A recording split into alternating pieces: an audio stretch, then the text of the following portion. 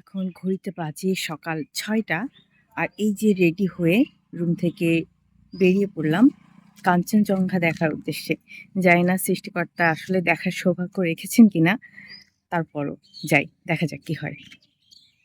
তেঁতুলিয়ার ডাকবাংলোর ভেতর দিয়ে এগিয়ে চলেছি কাঞ্চনজঙ্ঘা ভিউ পয়েন্টের দিকে। প্রকৃতিতে হালকা শীতের আমেজ। আজ সকালে প্রথম বুঝতে পারলাম যে শীতকাল অতি নিকটে। তো চারিদিকে বেশ সুন্দর একটা প্রাকৃতিক পরিবেশ, কিন্তু এখানে আসতেই দেখতে পাচ্ছি অসংখ্য গাড়ি।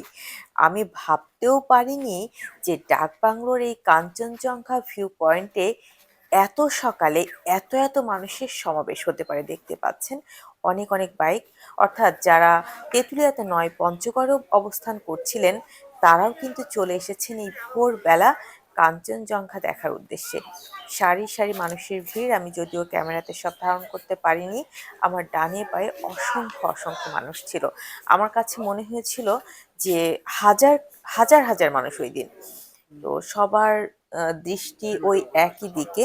ওই যে দূরের পাহাড়, পাহাড়ের উপরে আরেকটি পাহাড় দেখা যাচ্ছে। প্রথমে যেটা দেখা যায় ইন্ডিয়ার পাহাড়, তারপর নেপালের পাহাড়, এবং তারই পেছন দিকে সেই কাঙ্ক্ষিত কাঞ্চনজঙ্ঘা।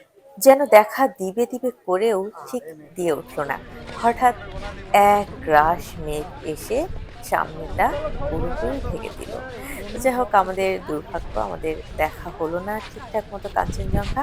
তবে এখানকার পরিবেশ অসাধারণ ছিল।